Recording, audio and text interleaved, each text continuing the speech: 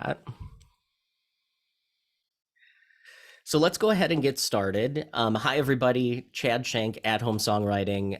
Those of you here that are live, welcome. Some of you will be watching on YouTube for this as well. But today we are jumping into authentic lyric writing. Going to do an authentic lyric writing workshop. I think one of my goals, the more that I work with songwriters and the more that I get to know more of you and hear some of the music. I think the best songs are the ones that are coming from a very real place and the ones that really sound like they are talking about real things and being very sort of authentic. So I wanted to really have a conversation about what does authentic writing mean, but then also go through some exercises to really show that if you really pull from your own experiences, if you pull from your own emotions and your own senses and things that you've experienced, you will write more authentically and you will write better songs over time because it's real, right? I think a lot of us would agree that when we listen to songs that move us, there's some sort of something, and it's sometimes it's hard to put your finger on what that is, but I think a lot of it is some sort of authenticity or something being genuine. It doesn't sound trite and it doesn't sound written. It doesn't sound fake, like fake Chuck, right? Um, so what we want to do today is really dive into exploring that and what that means. And I also wanted to sort of set the stage here for not only this workshop, but whoops, other workshops with at-home songwriting, just talking about kind of the norms, especially if we have new people that will be joining this group today, but really just kind of a good way to look at this. So um, the norms that I like for the workshop are kind of our kind of guidelines for how we operate, and I think we do a really good job of this. But it's always a good reminder of kind of what we're here to do as well. So first off, just atmosphere of respect. We're all here to learn and support each other. Mistakes are encouraged. So if you share something and you feel like it's off, it's always better to learn than it is to be right. So don't worry about trying to be the smartest person in the room or trying to prove things that it's okay to not know some of these things and kind of learn as we go. Also, we're here to present perspectives and not arguments. I think sometimes we work so hard in kind of coming up with what we believe, and sometimes other people don't necessarily believe it. So really, we're presenting our perspective, and we're here to agree to disagree. You can also change your mind. Also, actively listen to what others are saying and encourage and help each other through this. And most of all, don't be afraid to ask questions. So if you get confused on something that we're talking about, or if there's something that just doesn't make sense to you, don't be afraid to raise your hand and be like, yo, what, I don't fully understand this. So really just kind of want to set the stage with that. Like I said, we're kind of already doing that, but I think it's a good reminder for everyone. So I wanted to start this workshop a little bit different than we start some of the other ones. So I wanted to really start by having an open dialogue about authentic lyrics or authentic songwriting. So feel free to raise your hand with the reactions or put your thoughts in the chat as well. But what does authentic lyric writing, when you hear that, or when you think of authentic lyrics, or when you think of authentic songs, what does that mean to you as a songwriter? Ron. Yeah, I figured it'd be first, get it out of the way. Sure. I don't know. Authentic means that you are speaking about your private, individual life experience or thoughts or emotions, things that you are experiencing firsthand. Um, one of the concerns I have in doing that is although I'm a new writer and I have trouble making commercial songs as it is, but to take something that's specific or personal to you, my challenge would be, how do I make that relevant or interesting to somebody else that, I don't know, may not be affected the same way? And Yeah. of course, when you start writing authentic, a lot of times that takes you off of the mainstay road, the love, somebody got dumped, or I found a new woman, or, the everyday comments that you're talking about trying to get away from. If you do that, what kind of ramifications does that have if you're trying to promote your song out to the outside world? I know So I covered a lot there. yeah. I mean, I think those are things that, I mean, first off, you said, how do you take your experience and how do you know if other people relate to it, right? Um I think you don't know Mm, necessarily, right? Like you don't necessarily know how someone is going to react, and I don't think it's necessarily our job as a songwriter to know if they're going to react, because I think I would put it back on you, Ron, and say, are there songs that you relate to that are not your personal story, right? Like, do you definitely. have songs that you listen to that are about things that you understand it and you feel it, but that's not necessarily your story either, right? Right, right. As and then the other question about how do you write authentically to try to appease the masses? Um, Sometimes you don't, Mm, right? Like I think you have this spectrum of artistic to hyper commercial, right?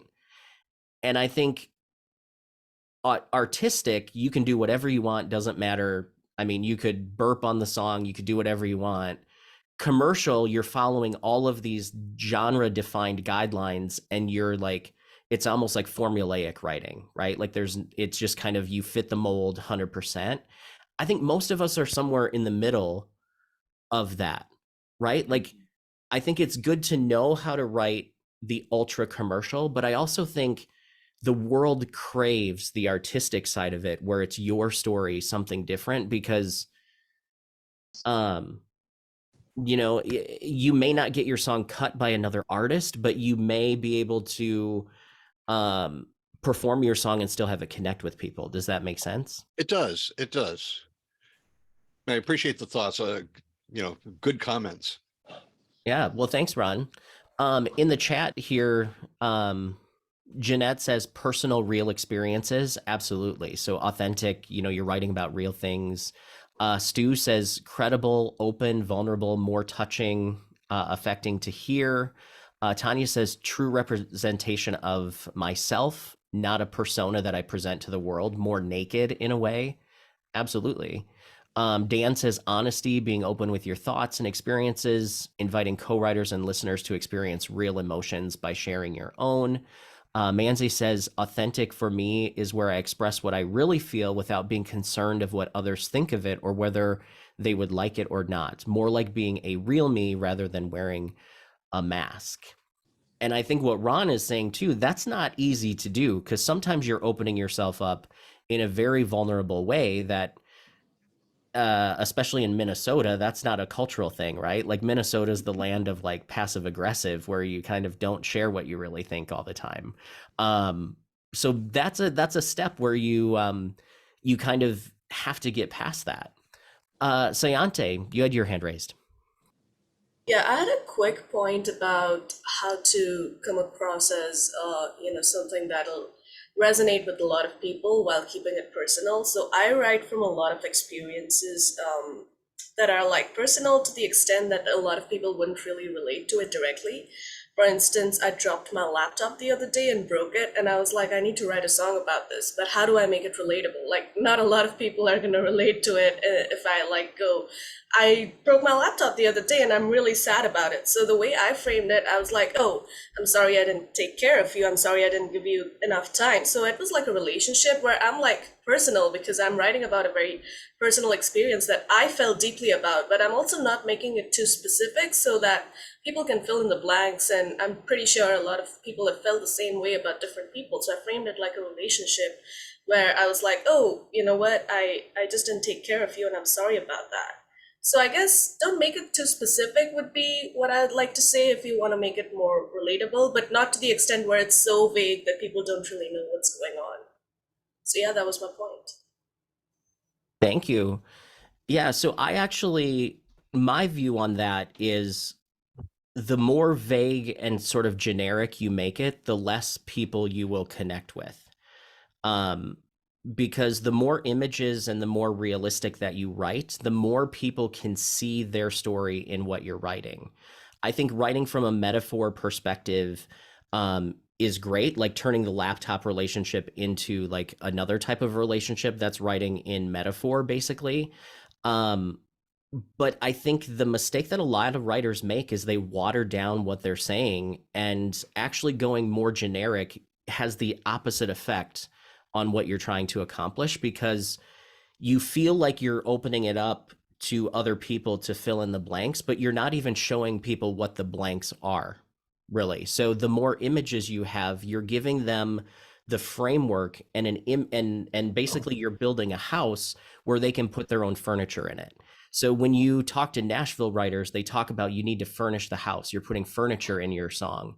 And what they mean by that is they're putting images into it so that your listener can actually see themselves in the scene so they can understand the context of the emotion. So I actually think it would have been more interesting to write about dropping a laptop, because I actually think more people would relate to that than you would think. So that might be a way to kind of use the dropping of the laptop as maybe a metaphor for a relationship, which might give some more pictures too. But I just think the more specific you can be, the more universal you will be.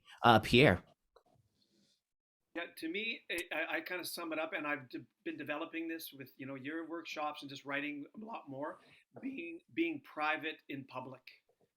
So those kind of feelings that I feel, I'm putting them out there. If I record them and send them out to the world, sure, that it's even bigger. But even if I play them for a few people, but my private, I'm saying, you know what, it's out to the public now. So to kind of just say, I feel less alone going through what I did or going through what I'm going through. So that to me is authentic. It comes from the heart, and that's why to me sometimes it's therapeutic. This songwriting whole experience, but just I sum it to the line being private in public. Like there, I'm putting myself out there for you to take. Awesome. Thanks. Cool. Thanks, Pierre. Chuck. Well, I know it sounds cliche and it's overused, but the word truth is pretty much sums everything up. When we're trying to determine or mold who we are as songwriters, we all have our own stories. We've all lived our own lives. We all have our own truth. And when you start writing and you start including that, your experiences and your beliefs and your opinions and your truth, and you start writing this down into lines, into lyrics, and telling your stories, I mean, that's where the way you tell that story is the way you start becoming an authentic artist, the way you start molding your voice within this crazy world that has millions of people like us who are trying to write songs. It isn't easy to sound like ourselves, right? We have to mold who we are as songwriters, and then it gets tricky, right? Because your truth sometimes gets stretched and bent, because if I write for myself, I can write a story about how my biological father didn't want a relationship with me, and could have had it for $30 a month, but he didn't want it. So I write that song. It probably only relates to me. Not a lot of other people get it. But then I go write for an artist and I try to hand him the song $30, right? My truth, my story. And it doesn't work. I've got to change my truth to write stories that fit their narrative. And so truth is somewhat malleable when it comes to songwriting, but it is still the core of songwriting, I believe. I love what you said, Chuck. When you just described that song to me, like that's not my situation, but I totally perked up and thought that's a song that I could get into, right? And I think just because you may be wanting to pitch songs to artists, and like you said, there's probably an artist that they're not going to sing that because that's not their story. I don't think that should stop you from writing that song, right? Like, I think you have time as a writer to write for other people and you have time to write for yourself. I think what we sometimes do is paint ourselves into a corner as writers saying, like, I am this type of songwriter. But that's very limiting. Do you know what I mean? Like, have the artistic me songs as well as the commercial songs. You know, it's kind of like if you talk to any songwriter, I'm sure they're like, these are the songs that I use to pay the rent, but these are the songs that I really love to write. And I don't think it's one way or the other. So I think, Chuck, what you're saying is totally true on both ends, you know? Yeah, I think you do have to write both songs. Absolutely 100%. Because again, we're coming back to our authentic, creating our authentic selves, as songwriters. And if we only write to someone else's narrative, we'll never become who we are, what our story is. So absolutely, I think it's important to start right at home and write to what you know the best. And Chuck, I know you write in kind of the country Americana genre.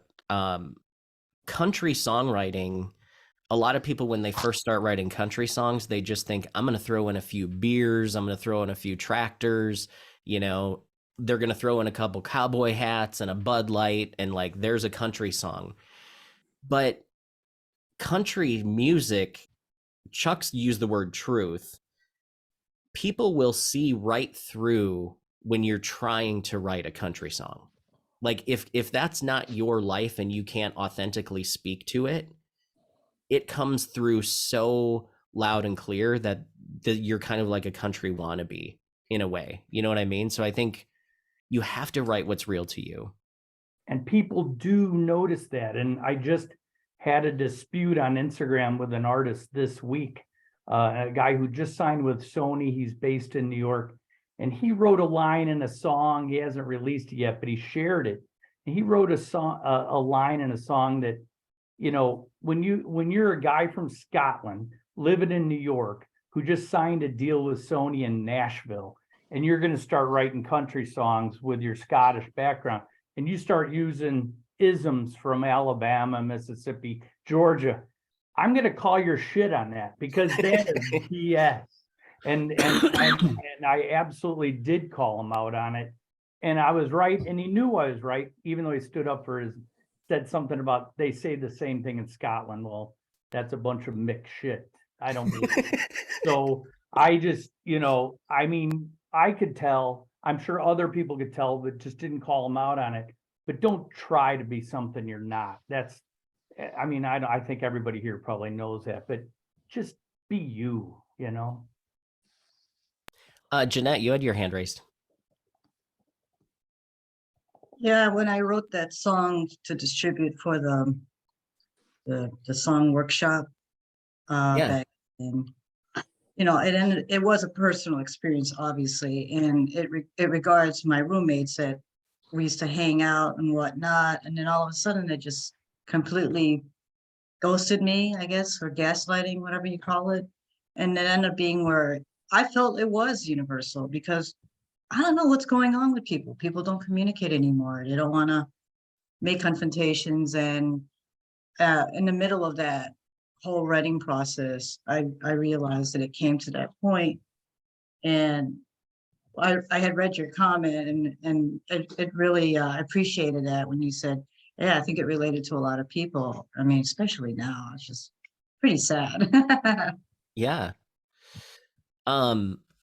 No, I think that's the other thing too that comes through when you write authentically is sometimes you just have to say things like they are, right? Like songwriting isn't about putting together this magical poetic phrase to make your listener understand what you're saying. It's a whole bunch of everyday language that works together to create an emotion in the listener, right? So the fact that we sit there and we struggle over line by line, and is this the right exact rhyme, and like, is this all of these things? Sometimes it's better to just say it, and if it sounds better not rhyming, don't rhyme it. You know what I mean? That's being authentic as well. So something to think about. So flipping the question a little bit now. So now we kind of talk about what's authentic. What do you think you personally could do to start writing in a more authentic way? What do you think you, as a writer, what are some things, you know, as you think about your own writing, how could you be a little bit more authentic in what you're writing about? I'd be curious to know that.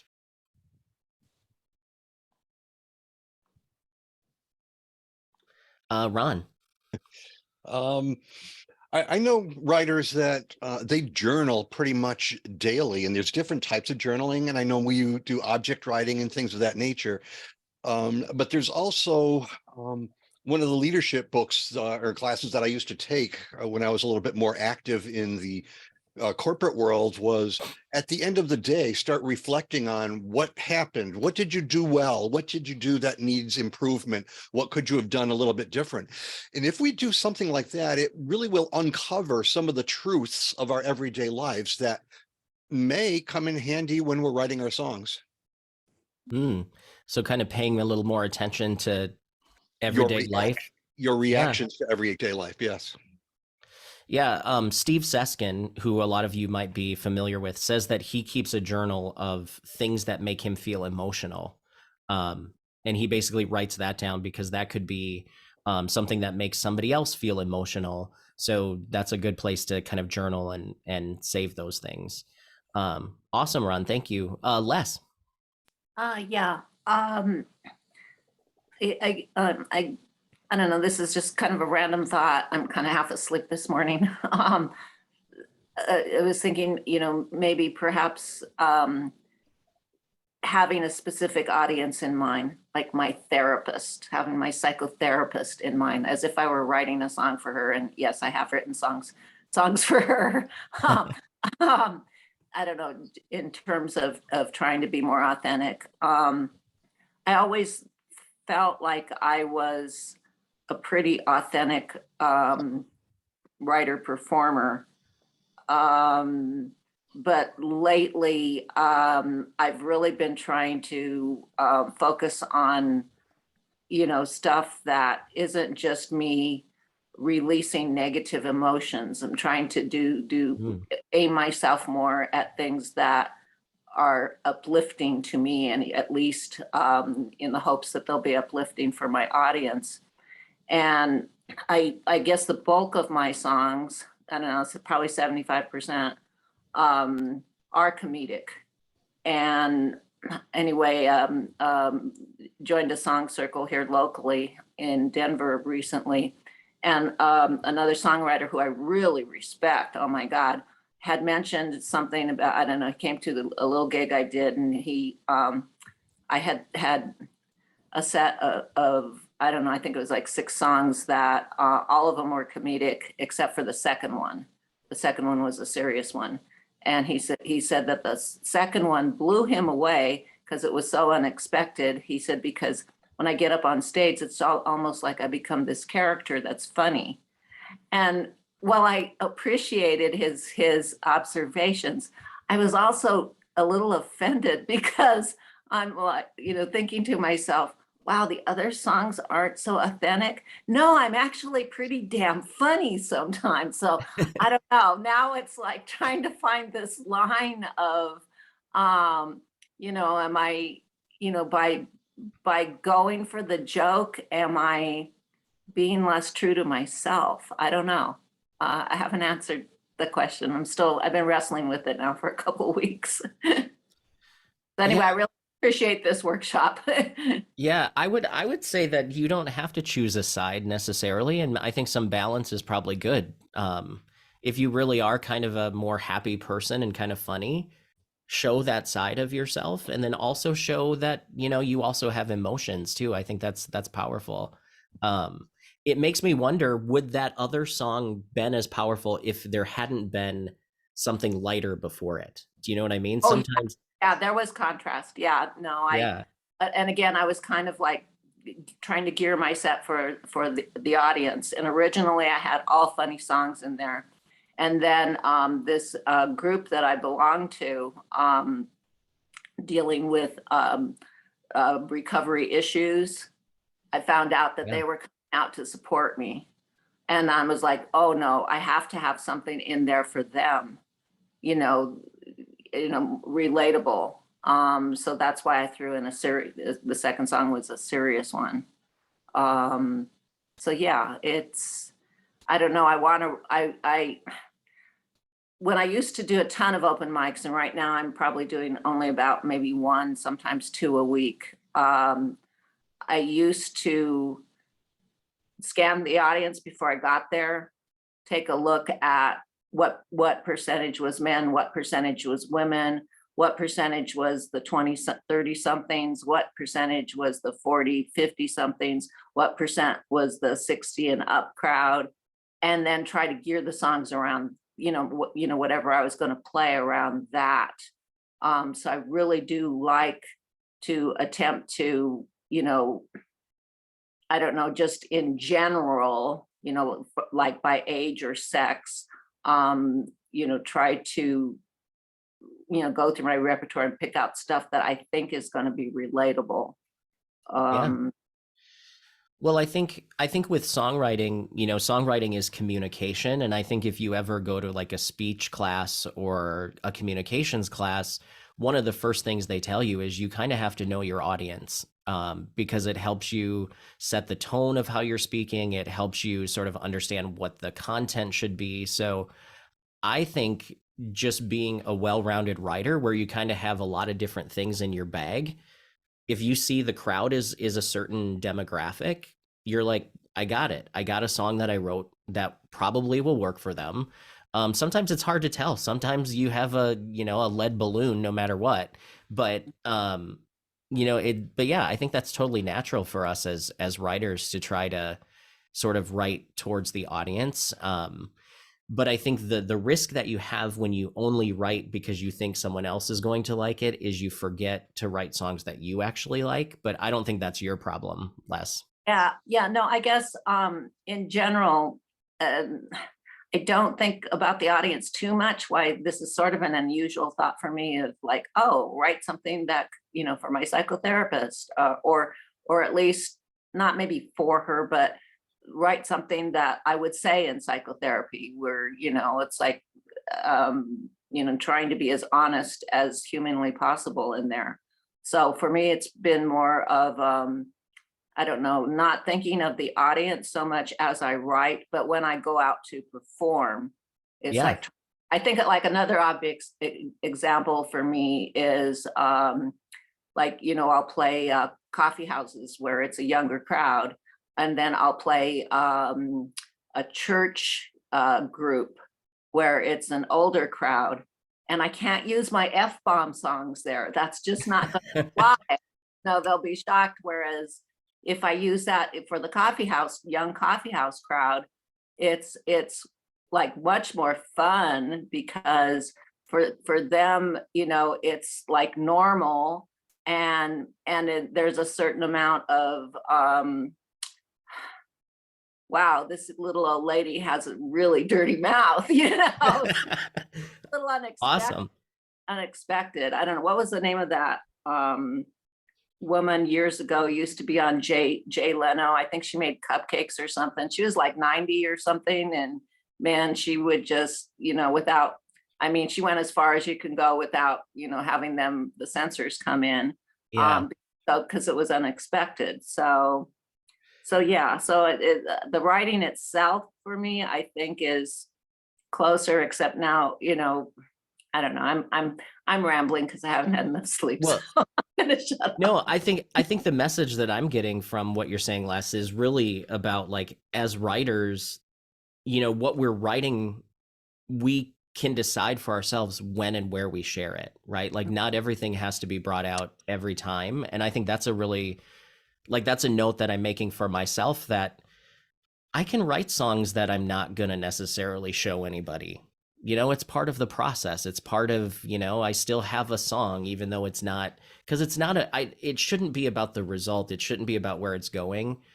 It should be, you know, like Pat Pattison says, you know, 90% of what you write isn't your best 10%. Like you just have to determine how big do you want that 10% or how big do you want that 90%. So writing a lot definitely does that. In the chat, Stu has an interesting, he says he needs to confront the present. The past is easy to analyze and show and be honest about, but the present is tougher. What do you all think about that? That's an interesting thought. Like, is it easier to write about things that have happened rather than current emotions? Is that kind of what you mean, Stu? Kind of, you know, in the past?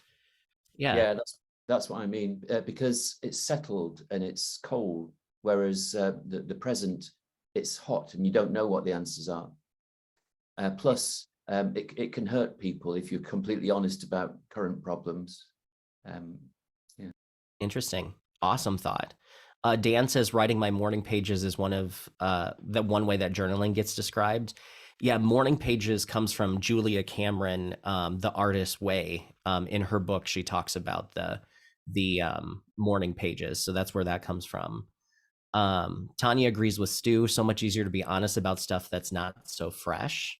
Jeanette says, Jeanette, you were a children's storyteller at a Border, so you'd pick certain books based on the age range, so you can relate to what Les was saying. Totally same situation. Pierre says hindsight is 2020. Absolutely. And I think there's nothing wrong with either, right? I think, you know, songwriting, Les, you talked about writing songs for your therapist. I think sometimes songwriting is the therapist, right? Like it's how you get things out. It's how you express things. So I think it's great to do that. So this is kind of similar question, but different in a way. Do you think that there's anything holding you back from writing authentically? What do you think is a roadblock to writing your most authentic songs? Anybody have thoughts on that? I'm guessing it's because there are certain things that weren't resolved and it was really hard to talk about, like children trauma or childhood trauma that I'd like to talk about. And I can't seem to, and I see a therapist too. So I feel comfortable talking to my therapist, but how can I relate to talking to an audience that can, like now a lot of people that I know didn't have the best family relationship, and everyone that I bump into, oh, you know, da da da da da, and it's just like I close myself off. So I know there's got to be a loophole. Do you think that that is because you assume that if you write it, you have to share it? I'd like to share it. I think it would be like you, when you talk to a therapist, you feel better, and I think it would help to share it to people that you never thought could relate. And I know that's a possibility. Well, I have a therapist as well. Like, I think it's awesome that in today's world, we can actually say that, and there's not as much of a stigma around the fact that we all go through a lot of traumatic things and we all go through like mental health things. That was not always the case. You know what I mean? So just the fact that, you know, I see heads nodding when people say, I have a therapist too. It's like, that's kind of the magic of songwriting, where if you share your authentic story, there's probably somebody out there that's going through something really similar, and you might be putting words to something that they can't express. And that's what I think where the magic in songwriting is you are able to tell your own story, but yet it sort of touch someone in their story, which I think is the ultimate goal, I think. Anybody else feel like there's anything holding them back from writing authentically? Hi, I'm David. David. Hi. I start from different areas and rhythms. I'm much of a musician as much as a songwriter. What I've found for writing authentically is sometimes you're not writing the words necessarily to be the authentic part. Perhaps it's some chord choice or a melody choice. You go up or you go down, or you sustain a note or something like that. And what I found also is that if I write the lyrics first, it's harder to write the song. And if I'm trying to deal with a specific situation or talk about a specific feeling or point of view or even event, is that I end up writing a narrative that isn't particularly musical. So I have to kind of find a middle ground between having something to say, getting it from whatever the music is that I'm playing, which may reflect my state of mind, but I may not be using words at that point. I'm using a feeling. And then sometimes, well, often actually the words come later and they fit into the music and you get a nice synergy. But if verse, chorus, bridge, verse, bridge, as far as writing the words and creating sort of poetry, it's easy for me to come up with something that isn't particularly flowing or musical. So if I start trying to get the music going along with the words, it's easier, even if I'm dealing with some specific personal inspiration or issue. Yeah, I think there's definitely a lot of people that can relate to that, myself included. If I do write lyrics first, a lot of times my melody is not as strong as if I started with a melody first and then added lyrics to it. I think as a songwriter, you have to sort of determine what is carrying the emotion in your song. Sometimes it's the lyric that carries the emotion and the lyric is front and center. Sometimes it is the music and the melody that carries it, and then the lyric doesn't necessarily matter quite as much. Not every song can have every piece in the spotlight. So I think what you're saying is 100% accurate, and not every song is going to kind of come out the same way. In fact, if you listen to a lot of singer-songwriter songs that are very lyric heavy, the melodies are nothing to write home about, right? Like they're very conversational. There's not a lot of melodic movement. It's just usually repeated rhythmic patterns that may or may not change pitches. But that's where that spotlight is on the lyric in that genre, more so than kind of the melody, if that makes sense. Dan, you have your hand raised. Hi, good morning, everybody. I just wanted to say that being authentic doesn't necessarily mean writing in first person. It doesn't have to be I was there, this is how it was. There are some things you're going to write in second person or third person to make them more accessible, or if you're writing for an artist, I suppose, to make the stories, if there's some negative aspect of the story, so that the artist isn't necessarily saying, this is what's in my head. So a lot of what I write is invented people doing things, and I think that can still be authentic, although as I think about my own writing and trying to be more authentic, I do think about being more first person, but that's not the only way to do it. Absolutely, 100%. First person tends to feel more intimate, and the further you get away from first person, the more distance you sort of create from the singer and the listener. So you have to kind of determine what the best thing is for the song. And Dan, you're spot on. Sometimes you're going to write about things that the singer's not going to want to say that they did, right? Like let's pretend you write a song about somebody murdering someone. There's a lot of Americana songs where there's murder and drug use and stuff. The singer isn't necessarily going to want to be like, hey, I just off somebody, and like that first person, that might not be the character that the singer wants to be. So Dan, you're 100% right, where then you can write about third person where it's like she did that or he did that or they did that, and then it works. One thing to experiment with is try changing the point of view in the songs that you write. And because a lot of times it's just changing pronouns and a few words here or there, you may be surprised that your song works better in a different point of view. Even if you wrote it first person, try flipping it to be the other points of view. It's a great exercise to make sure that you're giving the song justice. So great, Dan. Thank you. Les, before I come back to you, CJ had a great comment in the chat that I think a lot of us can relate to. So one of the things holding her back is she worries about how her words will be received and how she'll be judged, you know, because putting yourself out there is a risk. I would say that that's a big thing that holds all of us back at some point or another, right? I think that's something that can definitely hold us back. Thanks for sharing that, CJ. Les, what did you have to add? Well, I guess something that was sort of alluded to a little bit earlier about immediacy versus events, writing about events that happened, you know, a while back.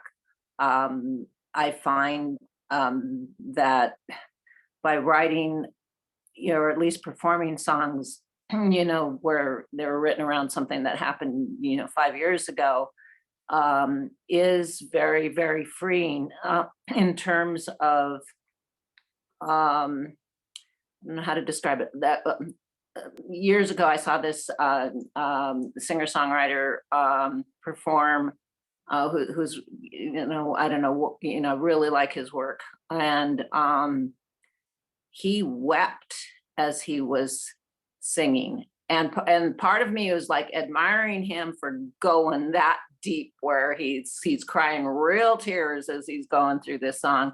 And another part of me was like, oh my God, I felt so uncomfortable. And that seemed to be, you know, judging by body language of the audience, the same thing, where I'm just like, you know, it was, I don't know, just wanting to go up there and like, do you need a hug or something? So it was kind of like, I don't know, I really appreciated that he took that kind of risk, you know, as a learning tool for me to talk about not being compassionate, but going, oh, this is a very interesting experiment, just because it went too far. And it's like, no, I don't want, you know, to go to the point where the audience stops seeing themselves and they start worrying about my mental health on stage. So I think, you know, perhaps one of those ways to get around that is to say, okay, this song is, you know, introducing it is, you know, I wrote this 5 years ago about this, and then go into the song. Might be helpful. I don't know. Have you all ever written a song and cried while writing it? I've done that. Yeah. I mean, sometimes it just, you know, it's one of those things where you're expressing yourself, and I think that's where the art comes in. Songwriting is such a weird thing that we get into because we live in this world where everything's supposed to be commercial, right? Like if you're good at songwriting, you're supposed to make music, or you're supposed to make money with it. You're supposed to, you know, you get it published, or where do you send it? You know, all of this thing. But in reality, it's like we dance this line between like expression and this commercial thing, and it just gets really weird. And there's really no rules in any of this. It's really about the tools that you're using. What do you want to do for yourself? And then figuring out, is there an audience for it? I think. David says, if you're getting emotional about the song you're writing, you're probably doing it right. Absolutely. That means you're tapping into something that's authentic. I've written a ton of pop songs that I would never cry over. You know what I mean? Like, you know, the typical breakup song. It's just made up. I didn't experience it. But then there's times where I've written about real breakups and I bawl my eyes out, right? That's where the authenticity comes in. Chuck. You know, Chad, I've cried over some of your songs too, but usually that's because I'm hoping they would end. But you know, other than that, but I'm just kidding. I'm kidding. So, but I wanted to say something about, can you take it too far, or should you share a song that's written from such a personal place that you cry when you're writing it? Some songs, sure, you know, if you feel they're universal. Some songs, no. You know, I had one of my best friends, one of my childhood friends, commit suicide a couple of years ago, and family and a great job flying all over the world, you know, flying people all over the world, but suffered from depression his whole life. And he just reached the end, and that's what he did. And the thing that killed me was he didn't leave a note. You know, his wife knew this problem, you know, but you know, it's a different thing, you know, the way some people will handle this. And so there was all this, but no last word thing. So I wrote a song about 3 weeks after this happened called Promises to You. And what it was a love letter from my friend to his wife that he never wrote. And I'm getting choked up thinking about it. And I cried through every line of that song.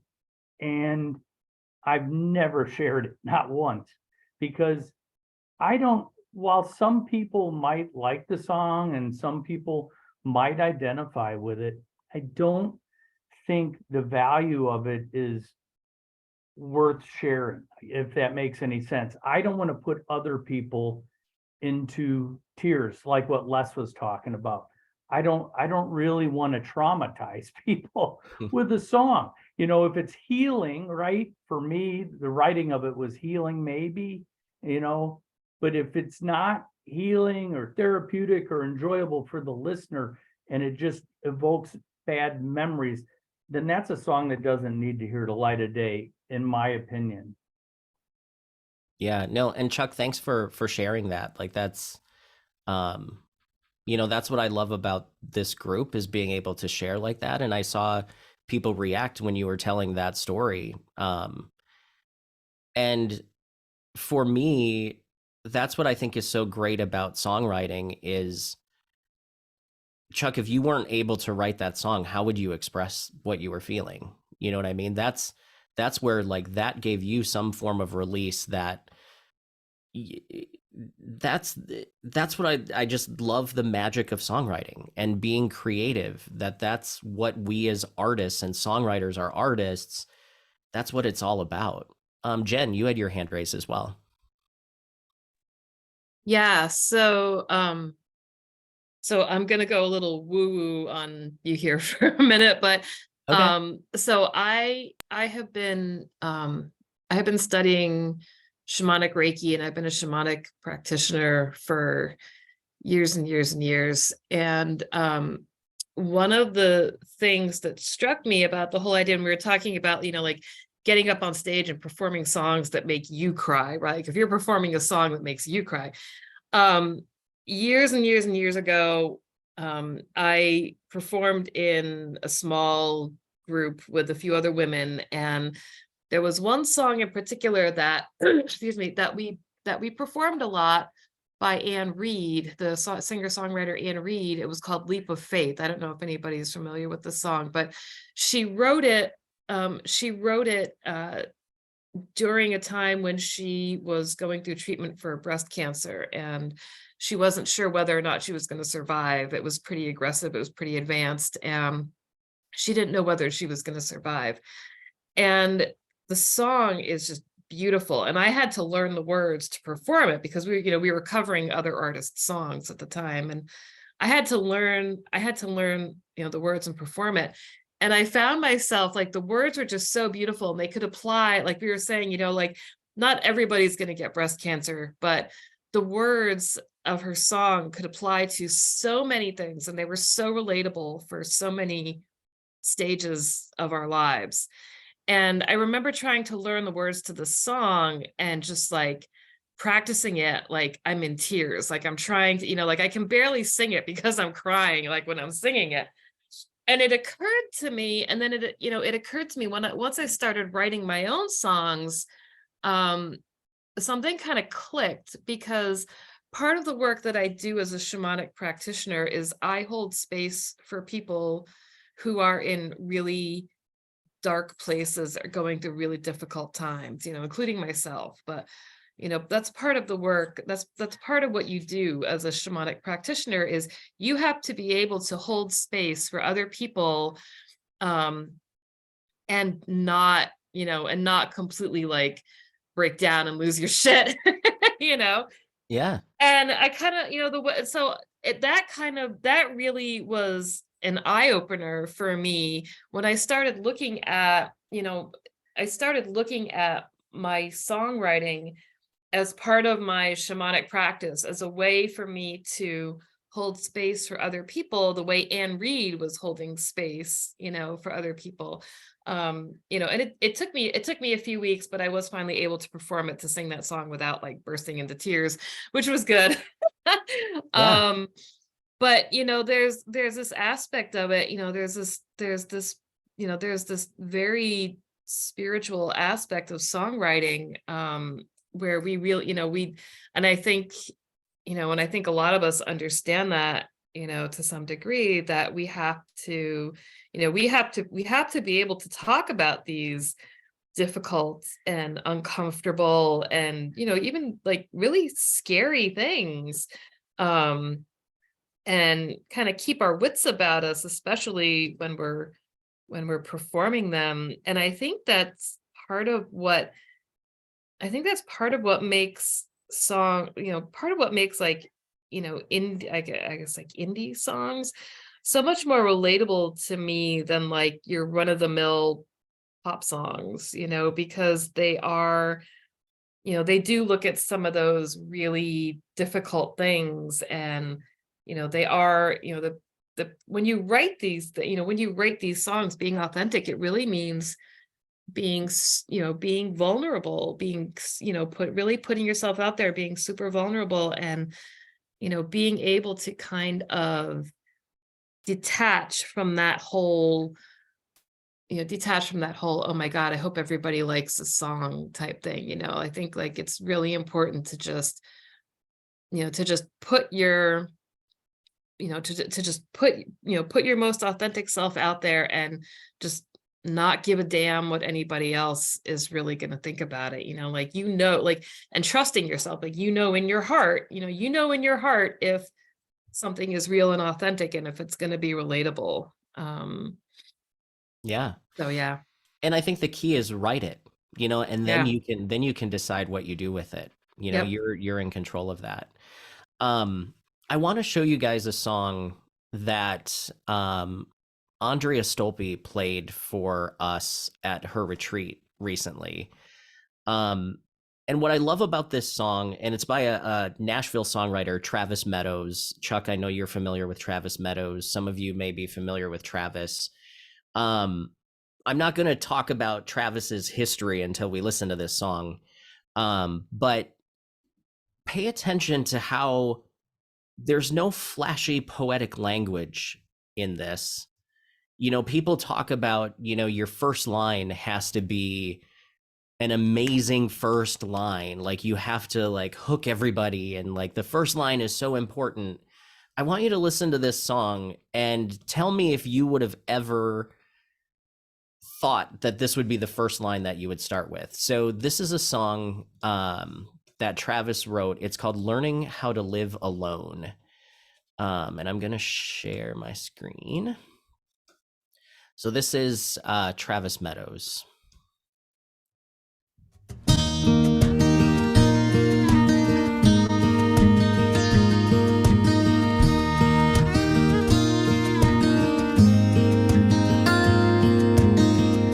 I need to clean up this old house.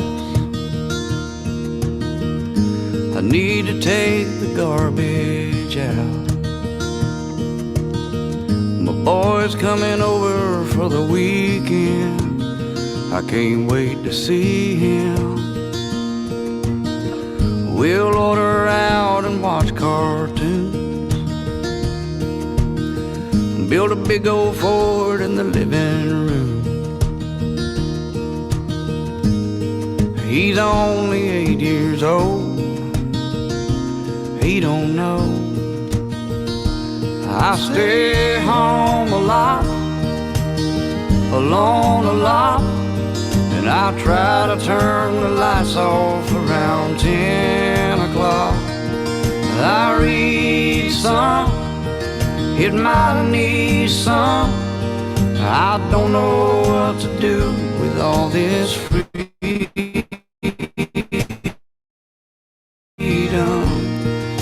The TV keeps me company when he's gone.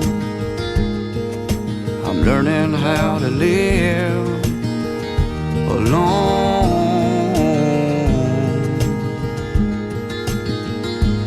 my old friends don't come around. We all choose sides when the ship goes down. I outgrew my reputation. I'm on vacation. Ain't had a drink in 7 months. To tell the truth, I ain't wanted one.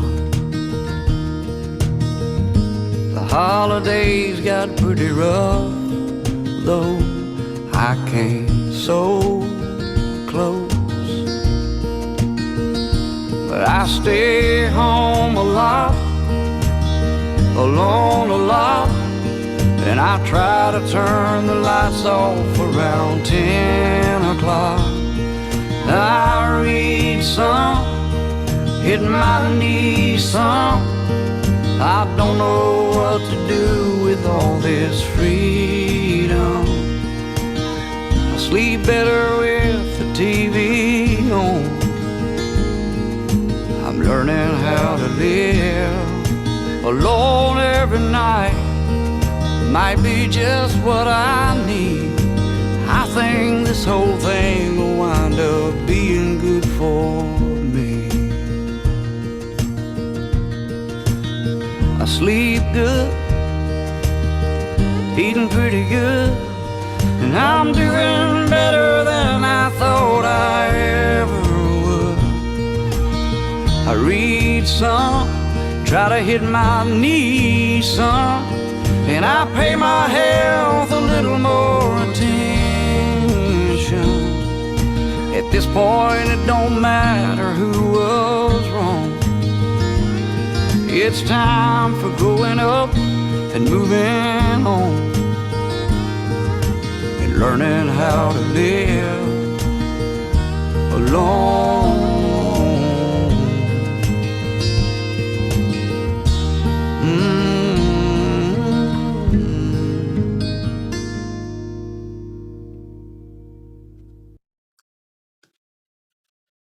So what did you think of that song in the context of what we've been talking about from an authenticity standpoint? How did that song hit you guys?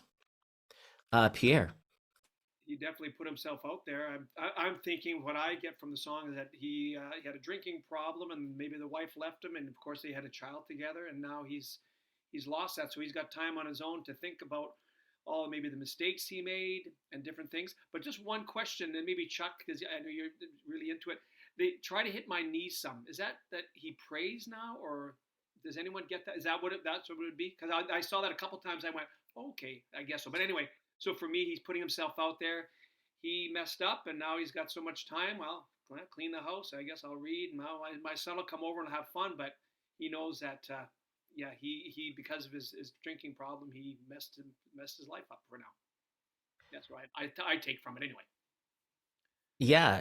Did he say any of that, Pierre? No, he didn't have to, but you could see that, right? The way he crafted those words, you could feel it. You go, oh man, he didn't have to say it clearly, but for me, that's what I got from it. That's it. He showed us instead of telling us, and I think that's the superpower in songwriting. That's where the details and the concrete images put the listener into the scene. So even if that's not our story, we believed it, right? Like, we believed it because we saw it. If he would have just said, my woman left me, it's been a bad divorce, I barely made it through the holidays, I almost got drunk, we would have been like, so? But yet that song, like, every time I hear it, there's like little pieces of it where it's like I'm almost on the verge of tears. You know what I mean? And the melody's not super awesome. The lyrics aren't poetic. They're just very straightforward, which is awesome. Chuck, what did you think? Well, first of all, yeah, Pierre, that's exactly what that means, when he's hitting his knees. Yeah, and of course in Nashville, which is of course where Travis and Brent Cobb, the other writer of this song, live. I throwing a little bit of religion into a country song never hurt anybody. So yeah, that's definitely what's going on there. Yeah, one of the things from a songwriting standpoint that I really liked about this song, first of all, these are two excellent writers, very accomplished songwriters. There's no change in the rhyme pattern throughout this song, right? It's the same rhyme pattern in the verses as it is in the chorus. And Chad's right. It's not flashy. There's nothing flashy, but it's super conversational, which of course helps us all relate to it. Instead of trying to make people stop and think about a line and then they miss the next two or three because they're still thinking about how deep this other thing was, they kept it simple. And that's what that song is supposed to be, simple. It's supposed to get a message across, and then it reaches people like Chad who's hearing new things in it because it's deep enough that you will hear new things the next time you listen to it or the time after that. It's great. Well written. I have to say, the first time I heard it, I didn't see the lyrics. I thought he said, I read some in my Nissan. I was like, he sits in his car and reads? Like, I didn't get it. And then I read the lyrics. I was like, hit my knees some, not in my Nissan. Okay, that made a little more sense. It's also interesting what you said before you played it, Chad. You know, the way they bring us into this song is not what is preached all the time. And that is, you know, bring us in with something that's going to keep us in the song. It's not that interesting what they start with, right? It's very plain Jane, but you still want to know why, you know? Yeah. Look at the lyric. It's, I need to clean up this old house. Yeah. What we teach when I teach for lyric writing with Berkeley, and what we talk about with Berkeley is you have lines that give you facts and you have lines that give you feelings. And that's the show before you tell. It usually isn't as effective to tell before you show. So look at this song. If you start to analyze it line by line, I need to clean up this old house. That's a fact. If you just had that line there, you have no idea what emotion you're supposed to think about it, right? It's just telling us something. I need to take the garbage out. Okay, another fact. Now we start to see a why starting to emerge. So we have my boys coming over for the weekend. So now you're like, okay, that's another fact, but there's a little bit more to it. And then this is the very first line where emotion shows up at all. It says, I can't wait to see him, which tells you that he has anticipation. So now all of a sudden we're like, okay, his boy's coming over. He has this anticipation. Then he starts to tell us what they're going to do. We're going to order we're going to order out. We're going to watch cartoons. That again, there's no emotion in that line. We're going to build a big old fort in the living room. Again, no emotion. He's only 8 years old. Again, fact, no emotion. Now we get to a feeling or a thought. He don't know that I stay home a lot. I'm alone a lot. Now you start to see why he can't wait and why he needs to clean up the house. Like, this is a big deal to have his boy coming over, right? And if he would have started this song saying, I can't wait to see my boy this weekend because he don't know that I stay home, we wouldn't care as much as we do because we didn't have the facts to understand the feeling. And I think that's what's so magical about songs like this. When you really start to break down songs that connect with people, you'll see that they're showing before they're telling. And that's not an easy thing to do. And like Chuck said, this was written by some pretty experienced songwriters. But I think this is a great thing that you can try in your own writing, is give us some pictures and then tell us why you're showing those to us. Chuck, you had your hand raised as well. Well, as a lyricist, I write from titles a lot. I have a feeling these guys wrote from a title here too. And the fact is the title ends with the word alone, right? The in the chorus, the first line has the word alone. The chorus ends with the word alone. And he starts the song off, I have to do this. I have to do that. It's already pointing towards alone from the very first word of this first verse. He's pointing to alone, how he's there to do this by himself. And it starts putting you in an emotional place, because those of us who, I've been divorced, so I know what it's like to be alone. And I immediately, well, there's nobody else around. I've got to be the one to do this stuff. So I immediately identify with this when I hear these, even though they're such simple and kind of boring lines, but they serve a purpose. Right. And I think that's a really strong point, Chuck, is it's about what the lines are saying together, not about what each individual line is saying. So I think sometimes we over rewrite our songs because we're trying to find the exact line. And it's not always about the line, it's about the message. And I think that's something to think about as you're writing.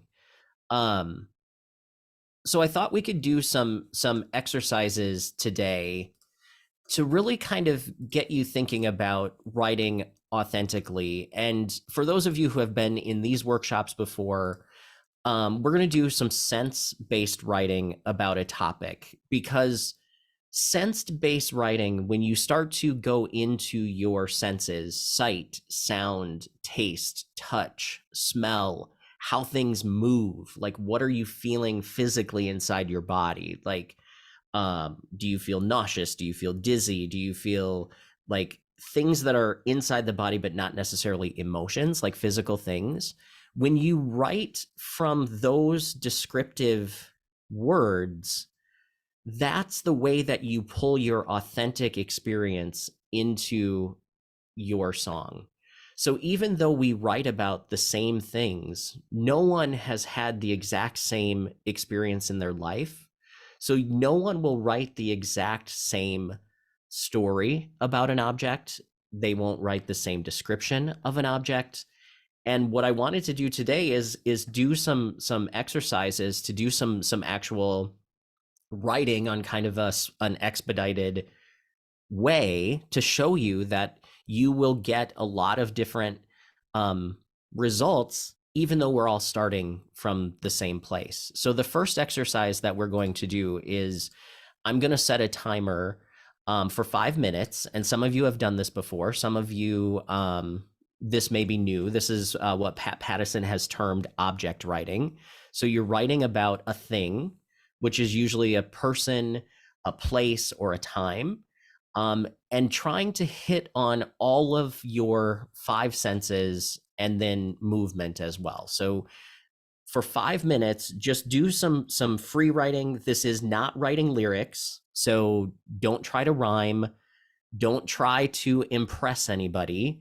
Don't let your critic come in. This is literally, if you think it, write it. But try to focus on each of the senses, and our topic is Old Diner. So I'm going to set my timer. And before we start here, are there any questions on doing this object writing? I know this might be new for some people, but yeah, so don't try to rhyme. Don't try to write lyrics. We're just free flow, stream of consciousness. If you think it, write it. If your mind goes down a different path that's completely off of the diner, that's 100% okay. Go where your mind goes and just get into that moment. And if it's in your head, it's on your paper. So we're going to start the 5 minutes now, and then we'll come back. So good luck.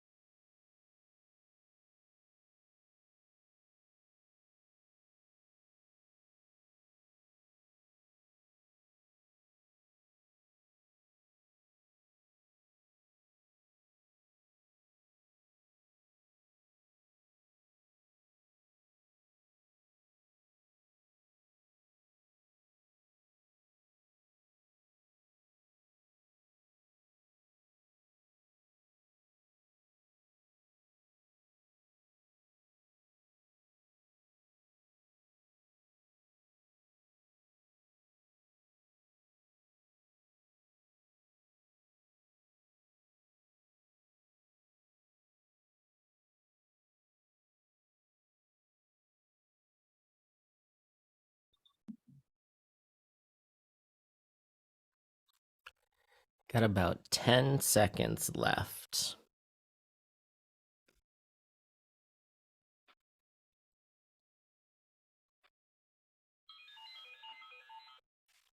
All right, so that's our 5 minutes. So who would like to share? Raise your hand if you'd like to read what you've just written. And I think what I want you to see in this is that everybody started with the same prompt, but I think you'll see the authenticity in how people see these things when you hear what they've written. So Pierre, you get to go first. Mom takes me by the hand because I'm the youngest. My older sisters and brother walk beside. I feel safe in my mom's hand. We hear and see the people walking around the big department store. We look around for a while. Mom buys a few things for Dad and for us. As we get closer to the diner, the smell of burgers and fries fill the air. I can't wait to sit on that spinning chair. Shopping with Mom and going to have lunch. Oh, those fries never tasted so good. My mom took the four of us on the city bus downtown to the department store and, of course, to lunch at the diner. And man, those fries at the diner never tasted so good. That brought me Awesome. right back to my mom. So, like, Chuck had some tears there on a heavier topic, but my mom passed a few years ago, and I can remember going to, it was an old department store, if I could just share for a minute, Eaton's, and it's gone, long gone, and it's been replaced by a big hockey arena. But she would take us every Saturday on the city bus, 4 kids, and whew, that was great.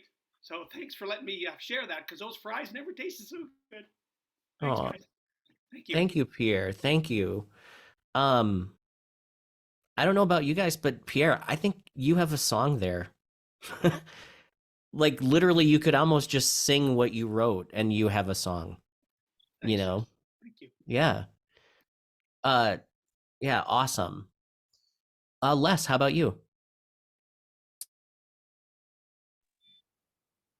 Edward Hopper painting, late at night, darkness and streetlights outside the window. A waitress with varicose veins too tired to smile. Floors not yet mopped from the customers of the day. Quiet music on the speakers in descript. Few customers, a lonely woman, a drunk but hungry man. Not much conversation other than the food and service orders. Space between customers. Bacon cooking on the grill. Awesome. Really cool images, Les, like waitress with varicose veins.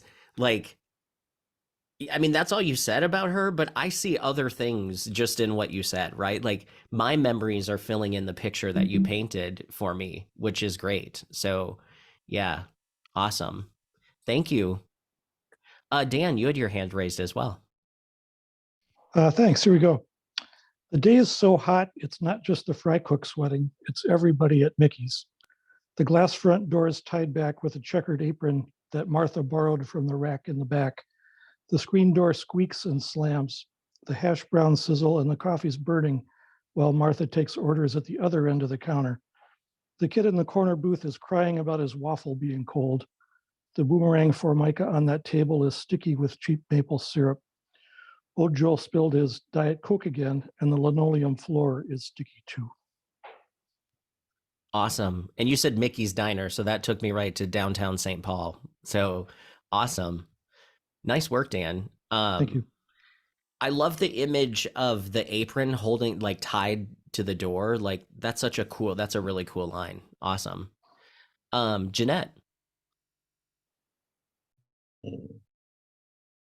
Okay, retro looking furniture smells of old dust and musky food.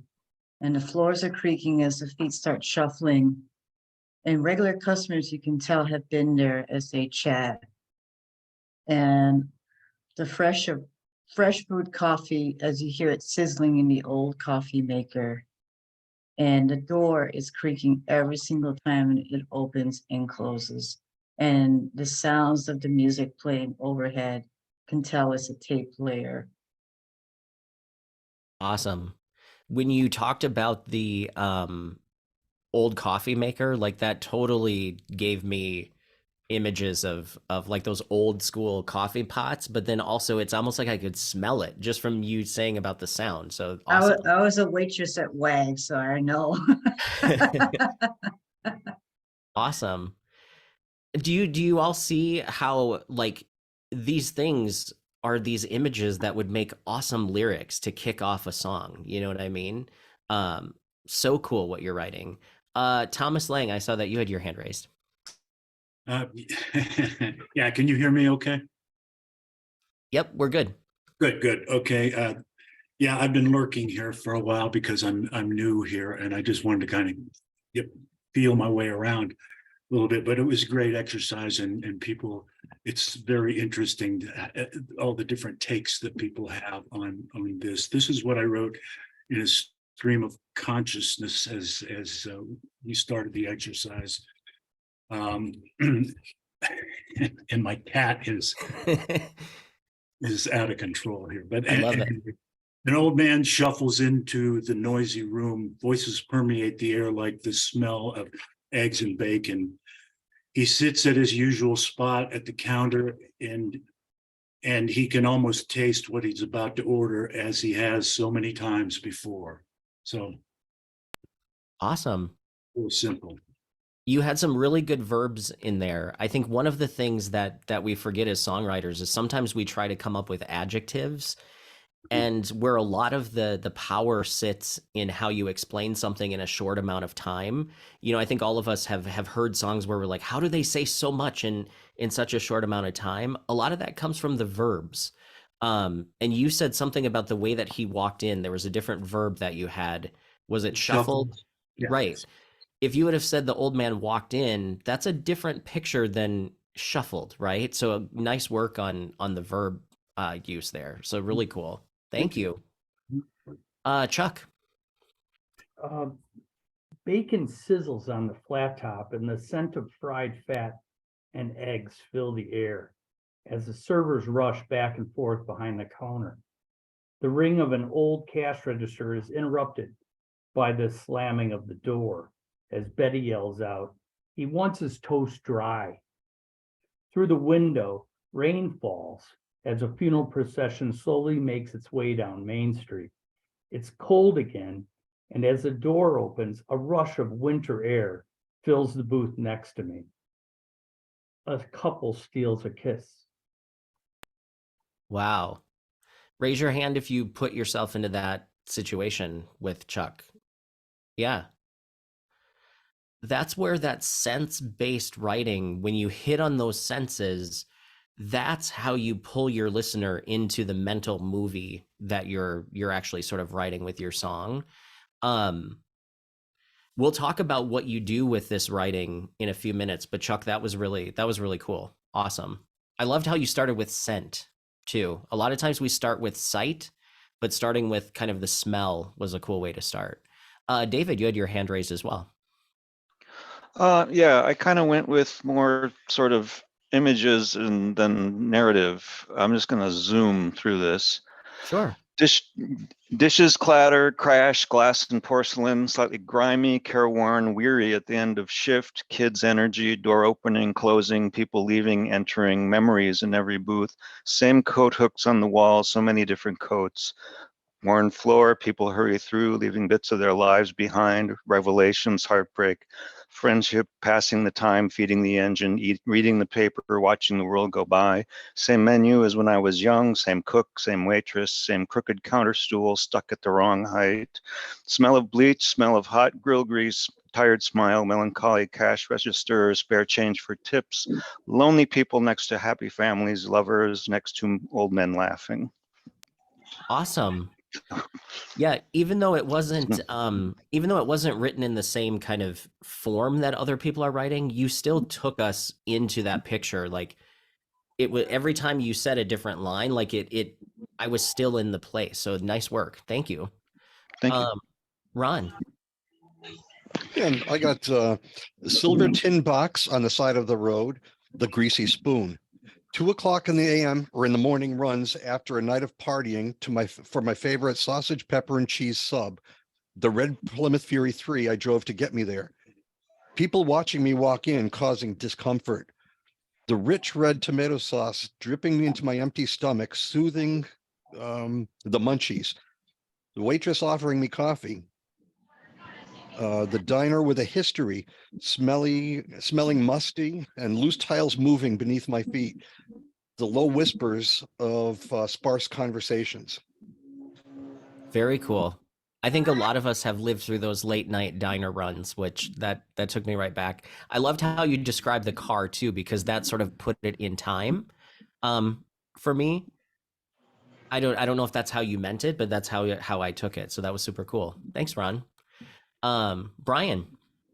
Yeah, I walked in the place, people everywhere, dishes clinking, didn't know anyone, but it felt like home. The smell of pancakes, eggs, toast, and bacon filled the air.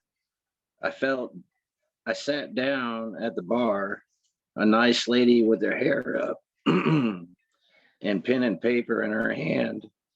What can I what can I get for you, hon? Like she knew me. Felt nice to have someone talk to me. I'll take some coffee, thanks. Sure, hon, right away.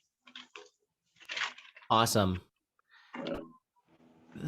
There isn't, so all of us have, like, you didn't necessarily describe the waitress, but how many of you saw a waitress?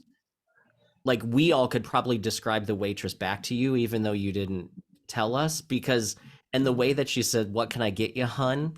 Isn't there something about a diner waitress when she calls you hun or darling or something? Like, you're just like, will you be my mom for right now? You know, awesome. Chuck had posted in there, felt nice to have someone to someone talk to me. Yeah, I picked up on that too. You went images, but then you also gave us emotion with that. So really, really cool work. Anybody else want to share what they had written for this exercise? So now let's talk about kind of, as we don't have a whole lot of time left, what I'll probably do is give you these steps on what we were gonna sort of do with kind of the exercise to write from some of this. So this is something that you can take the steps and maybe do on your own as well, just because we don't have enough time to go through all of the steps the way that I originally planned. But one of the things that when you do this, what Pat Pattison calls object writing, Andrea Stolpe calls it destination writing. Julia Cameron would probably call it morning pages. Some people call it just free writing. One thing that you can do is, once you have the writing done, is to just take a few minutes and scan what you wrote for cool phrases, like phrases that stand out to you, that sort of raise their hand and say, like, I could be in a song, right? Like something about like the line that Chuck pointed out in Brian's writing, like that would be something I definitely pull out. Also look for possible song titles. You know, maybe a song title for someone is like bacon grease. Like that could be a song title. So look over what you've written, and this exercise, I should say to you too, is usually proof that writer's block doesn't really exist. And Chuck, I know you'll agree with me on this. There's always something to write about. Just pick an object or a place and do what we just did. Write about it from your senses and then look for cool phrases or song titles. I guarantee you there will be sparks of inspiration that pop out to you that might end up being a song. Once you have cool phrases and song titles, you can then go through what you've written and look for words that rhyme with each other as well. One way to write really authentic sections that sound conversational but still rhyme is to look for your rhymes first. You know, a lot of times when we're writing, we write a line and then we're like, oh God, what am I gonna rhyme this with? But one way to start kind of getting past forcing those rhymes is to look for lines that rhyme before you even put them into a lyric. And also look for places where you have used metaphor, where you're talking about something being something else or something having the qualities of something else. And right now, you're not necessarily writing lyrics, you're just getting material to put onto your lyrical palette, kind of like a painter pre-mixes some of the paint before they start painting. What you're doing here is you're looking for the raw material that you can start to put together when you actually sit down to either write the lyrics or, like David had said, a lot of times his songs have to come music and lyrics together or music first. You can have this palette to dip your brush in as you're experimenting with the melodic work. Also, just take a few minutes to stop and think, okay, I've got all of this stuff, I've got all of this information, I have all of these pictures. What could the song be about?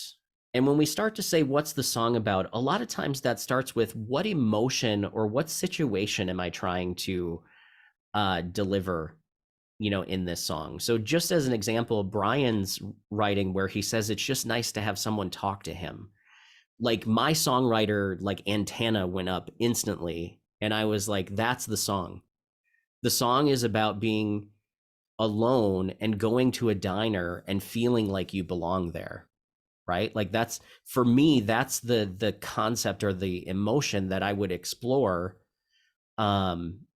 Because that feels like something people would relate to, and obviously I didn't write what Brian wrote, but that spoke to me. So look at your own writing and say, what kind of sticks out? What emotion is behind it? And then once you have sort of that, take a few minutes and just write a verse using lines from what you've written. Usually in commercial songs, verses are either 4 or 6 lines, give or take. Sometimes they're 3, sometimes they're 5 or 7, but 4 to 6 lines. Write a verse just using, kind of like what we showed, where in the Travis Meadows song, there's 3 lines of facts, there's 3 lines of images, and then there's a thought process. I don't remember exactly what Brian wrote, but maybe he writes bacon grease on the grill, coffee pot bubbling in the corner, all the booths are filled.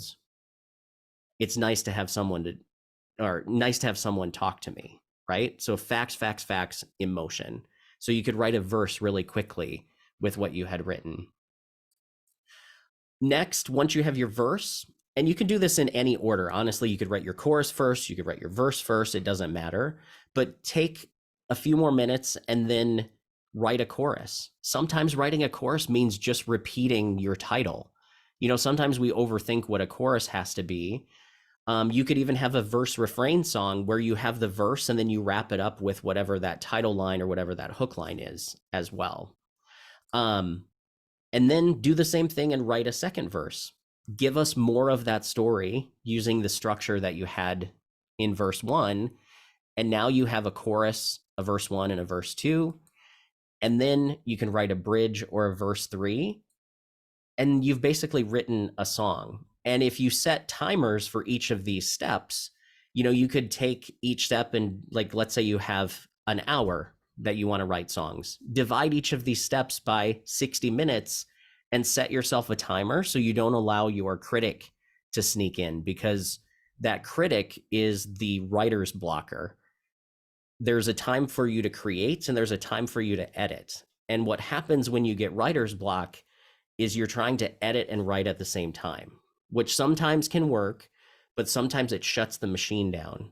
So those are just some of the steps that I would suggest doing to really quickly create songs from some of these free writings and object writings that you come up with. So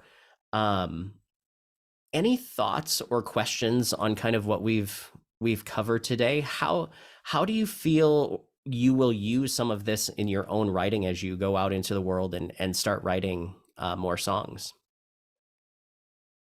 Pierre. Today's workshop was really kind of a groundbreaker, I think. Like they're always, and we always say that and very appreciate all the what you do and the way you take the time to prepare. But today, giving you the opportunity, that kind of open forum of just saying, how are you authentic? How can you work on that? And just getting that out and finishing off with this exercise was great. So how do I take this? It can be like, yeah, I don't have to be holding back. And even if it's writing songs just for me, that's great. That is the therapy. That's the whole idea about the songwriting. But the way you laid out today's workshop giving that open forum, and the people who were sharing, so, effectively and just from the heart today, it really opened up that, the feelings to come out. And I think not having the fear. So when I mentioned earlier on being private in public, yes, that and whatever my public is, but that privacy and putting it out there, and give me the chance to go back to when I was a kid with my mom and my siblings. Wow. So yeah, how am I going to use it? Yeah, I'm going to put it out there, and I can put it out there. And just the way the exercise has kind of wrapped everything up. Thank you again, Chad. Awesome. Well, thanks, Pierre. I'm glad that it's helpful. David, you had your hand raised as well. Yeah, I come from a background of screenwriting and writing basically with a very limited set of words, sticking to instructions and dialogue as briefly as possible. So I tend to come into songwriting, which I've done way in the past, with the idea, okay, I need to use as few words as possible to get my point across and pick the right words, etc. But I think one thing I've been reflecting on during this is that you can start from a story or something of a longer form, a poem or a book or anything, and kind of pare it down. I'm always jumping to the thesaurus or the rhyming dictionary, finding the exact words and composing from there. And I think I have lost touch with the idea that, yeah, you can create a song from an experience that has a strong narrative and a long narrative element and go from there. Awesome. Great observation. I'm glad that this has showed you that. Thanks for attending. Jeanette. Yeah, I think my takeaway for today's lesson is I'm definitely going to utilize taste, sight, sound, and smell. And I think also telling with story within the story is going to help with a lot of examples today. So it's been great. Thank you. Awesome. Well, thanks for showing up again. It's always fun to have you here. Chuck. I just want to piggyback on something that David just said, and that is, starting with a big idea, a big story, and whittling that thing down to something that's a song, and especially for the newest of songwriters, that is always a challenge. There's always excess when it comes to lines, whether it's a verse or chorus, there's words that don't belong, that are unnecessary. And so it is important to carve out the best song out of that blob of material that you've put onto a paper or onto your laptop, and keep carving it down and making it stronger. A single word that will replace two words that describe something even stronger. That's just something that works for me. So, Chuck, I noticed in the chat you said I didn't use a certain word today, and I'm going to refrain from saying it just so you don't have to take a drink. But I am going to use the words Pat Pattison, which come up all the time as well. Pat Pattison calls what you guys are talking about learning how to say no. You take a look at a big picture and you gather a bunch of material, and it's your job to decide what doesn't belong. And I think it's a different way to look at writing, because sometimes we look at writing as starting from nothing and then you're building onto it. But if you start from a position of a bunch of material and ideas and you look at things from different angles, David had mentioned something about using a thesaurus and a rhyming dictionary. A lot of times we're looking to replace a word or we're looking to rhyme a word, but Pat Pattison suggests using the thesaurus and the rhyming dictionary as your brainstorming tool. So if you were writing a song about loneliness, you would look up all of the synonyms and antonyms of loneliness in your thesaurus, but you wouldn't just copy all of them. You would only choose the ones that fit the narrative that you sort of are developing in your head. So you're creating this word list. And then once you have, 10 to 20 words that fit your narrative, that's when you go to the rhyming dictionary, and then you look for as many rhymes as you can of those 10 to 20 words. And now all of a sudden you might have a list of 100, 200 words that you can literally just look at and use as your jumping off point. So you're not writing a line and then trying to rhyme it. You're actually looking at, I have a bunch of rhymes. How can I put them together to make it make sense? And I think it's such a subtle flip on the process, but using the material to spark the inspiration is such a thing that I don't think a lot of people do. And I think it's a great way to approach it. Thomas, you had your hand raised. Oh, you're on mute. Oh, you're on mute, Thomas. Yeah. There you go. To piggyback on what you were saying right now, I I always thought that using a rhyming dictionary and a thesaurus was kind of cheating. I don't know why I thought that, but then I heard an interview with Stephen Sondheim, and he said he uses those things, and you know, Stephen Sondheim. I figured it would be okay if I did, but I often find that when I'm looking at all of those possible rhymes or looking in the thesaurus and finding lots of ways of saying something really propels the thing forward. You know, it changes what I'm thinking in writing that song in certain ways, and it makes it better, not just because I was able to rhyme that word, but it suggests other things down the line. So it really is a kind of a lubrication, if you will, Yeah. for getting the song written. Yeah, no, Sondheim is known to create sort of a palette of words before kind of determining how does he put it together. And he does use a rhyming dictionary and thesaurus, or he did, you know, before he passed. But yes, if Sondheim, if it's good enough for that, yeah, it's good enough for us. Tanya says the Roget's thesaurus is a great resource for creative inspiration. Yes. So the online thesauruses really just find antonyms and synonyms, but the Roget's thesaurus actually finds words that are within the same like lexicon or the same thought realm. So it's not just words that have the same meaning, it's words that are related to each other. And I don't think you can actually get to it electronically. I think you actually have to order it, and it's a hugely thick book. I have one, and it is different than what you have just by going through thesaurus.com. And I don't have it in the room with me right now. It's upstairs, but sometime I'll show you what it means by the related word thing, because it's not just about words that mean the same. It's words that are in the same like space or the same key, which is really cool to look at. Stu, you had your hand raised. Yeah, it's been useful. This afternoon's been useful for me to have the process and the order for the outputs of sense writing.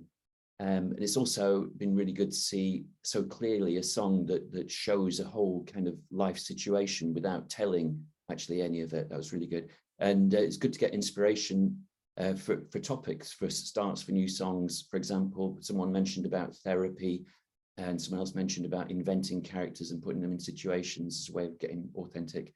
And it's all quite useful doing this together, Chuck, and I'm very grateful for it. For Chuck's comments and for Chad as well, for all of these workshops. Chad, thanks very much. And we get a boost from the enthusiasm that you bring to it. So thanks very much. Oh, well, thank you.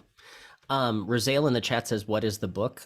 It's the Roget's, I think it's the Roget's International Thesaurus. Ron, you're good at looking up stuff when I mention it. I don't know if you can find it. I ordered it on Amazon. But yeah, it's, and then Dan says, Ronald's Synonym Finder is a good partner for Roget's. I'm sure there's other, company or Rodale's Synonym Finder. Okay. Yeah. And then I'm sure there's other companies that have various thesauruses and things, but the Roget is kind of just a stable of what's been around for a long time. Yeah, Chad, I just got it. It's called the Roget's 2, the new thesaurus. Okay. Yep. And I bought one years ago, so don't make the same mistake I did. And I called it a Rogers. I went, I'm looking for a Rogers, and he goes, oh, a Roget's, and which I thought was a very subtle way of correcting me, but it's not Rogers, it's Roget's.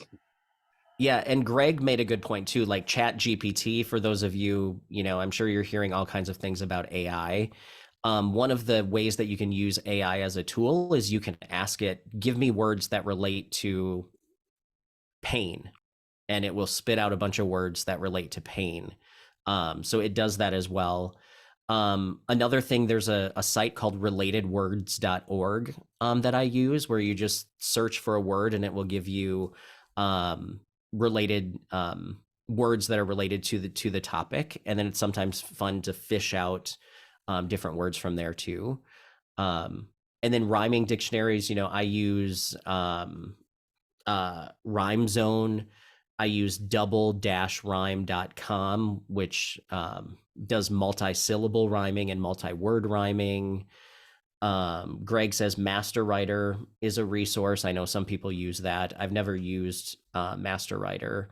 But yeah, there's all kinds of different things. But the idea here is getting material to whittle down into more creative and more authentic songs. And I think as we wrap up today, just when you're writing songs, don't be afraid to put your own spin on it. I think that's what it really comes down to, being authentic, is pull from your experience.